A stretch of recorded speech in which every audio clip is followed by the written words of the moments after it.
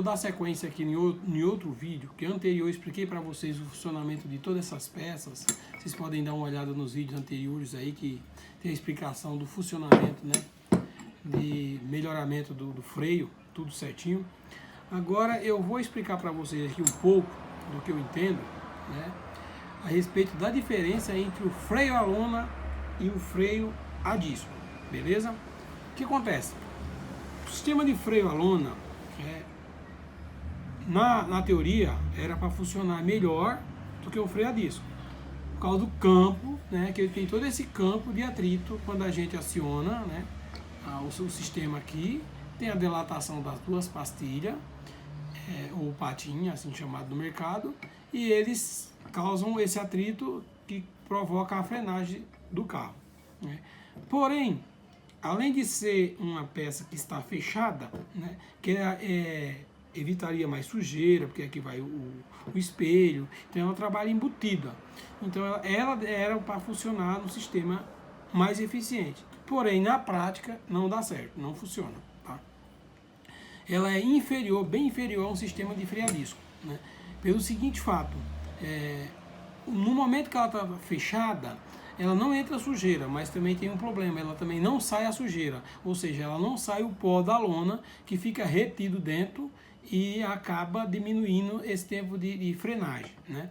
Então, por isso que geralmente vocês têm em carro, moto, o sistema de freio a lona geralmente ele é aplicado na traseira, tá? Por que na traseira? Por que não a disco? O a disco, na verdade, não é que ele não vai resolver o problema. Ele vai ficar melhor, só que ele vai gerar um custo maior para a montadora, para a empresa. E como atrás não tem necessidade de tanto atrito, o que acontece? A gente acaba optando, né, para usar um sistema de freio a lona. Por causa do peso, da inércia, quando você freia o carro, que ele vai no sentido para frente, numa certa velocidade, a tendência é erguer a traseira, ou seja, pesar a frente e ficar mais leve atrás. Então, qualquer sistema de freio vai trabalhar com a resposta mais rápida atrás, né? Por causa que o pneu está leve, vai travar primeiro e só depois na frente, que é onde vai segurar a maior parte da força. Tá?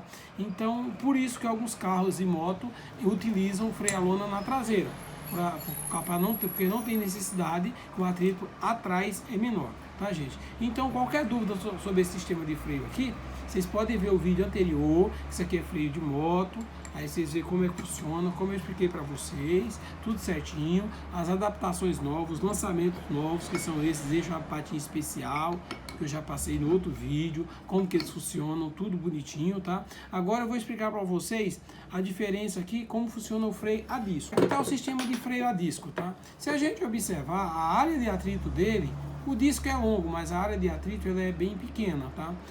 Mas a eficiência dele é muito maior, né? Pelo motivo principal são o sistema de óleo, né, que ele trabalha com o sistema hidráulico. Então o sistema hidráulico ele gera uma força muito forte, né? Para você ter uma noção, nós temos um macaco hidráulico que ele sobe 5 toneladas, 2 toneladas, 10 toneladas. Então na força do óleo de pressão de bombeamento, que é dado com isso aqui, então na hora que a gente freia, esse atrito é transferido para cá dos dois lados, ou seja, no mesmo centro. Ao contrário do freio a lona, que ele expande para fora, esse junta uma força contra a outra. Então você tem uma força muito grande, né? Porque você tem o atrito do outro lado.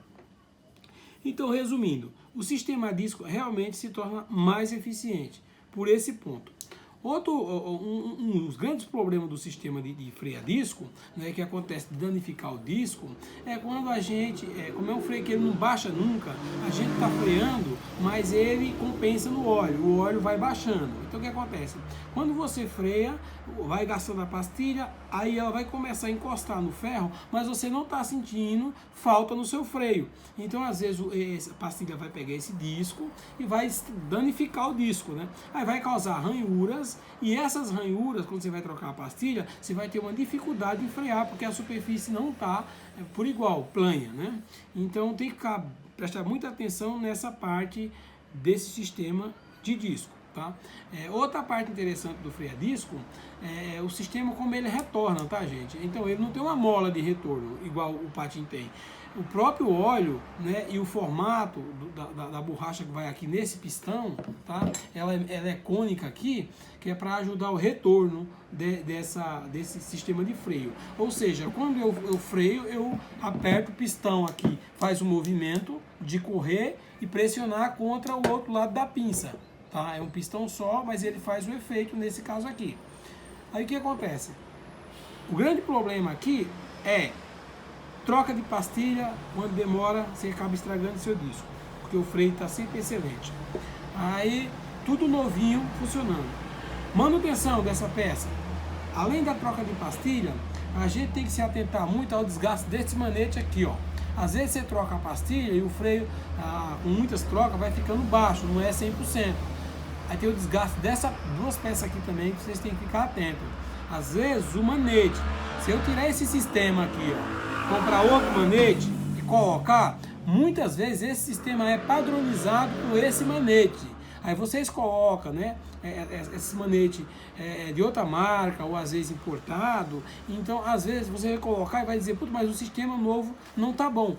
Quando ele vem completo, então quando for colocar paralelo, dê a opção de colocar completo, porque ele já vem configurado, tá? Então o que acontece? Se você só colocar o freio, ficar muito baixo, o freio a óleo não pode ficar baixo, ele tem que ficar alto. O problema vai estar aqui, tá? Se está tudo novo, provavelmente você tem que manter o manete original. O freio a disco não pode ficar esponjoso, aquele freio macio, né? Geralmente acontece isso nas oficinas. Então tem outros setores também que causam isso, sistema de freio a disco, né? Inclusive esse amigo aqui, ó, tem o flexível, né? Já tem amigos meus que falaram que pegaram o freio macio, quando vai olhar que você aperta aqui no freio, o flexível está expandindo, não é de boa qualidade. Então tudo isso ocorre no freio. Outro detalhe que você precisa ter atenção no freio a disco. Ao trocar no sistema de freio a disco, quando você coloca a pastilha, aí tem uma peça que se chama sargento, que você tem que apertar ele de volta aqui, para ele abrir, né? Então, e você poder trocar a pastilha e colocar de volta. O grande problema é, quando essa pastilha vai gastando, você vai lá, abre aqui, aí você fala, ó, meu óleo tá baixo, o óleo baixou, né? Que tem um marcador aqui, ó, o óleo tá baixo. Na verdade, esse óleo, ele não baixa. É muito difícil dele baixar. Depois eu vou explicar para vocês por quê. Esse sistema de óleo, quando a pastilha vai desgastando, ele vai descendo para cá, então vai ficar mais baixo. Aí se você abrir e completou o óleo, beleza, continuou freando, tá no nível. Só que quando eu vou trocar a pastilha, aí eu apertar, ela vai aumentar e ela vai devolver o óleo para aqui. Se a pessoa não abrir isso aqui, na hora que ela aperta com o sargento, ele pode estourar esse burrinho aqui, porque a pressão do óleo vai estar para cá, porque ele adulterou, ele colocou mais óleo do que o necessário. O que estava precisando trocar dele era a pastilha, não completar o óleo. Tá? Então isso é um dos problemas que acontece bastante com o sistema de freio a disco. As pessoas acabam estourando a peça quando causa esse tipo de situação. Tá? Então, passando aqui, agora eu expliquei para vocês como funciona todo o sistema de freio a disco, né?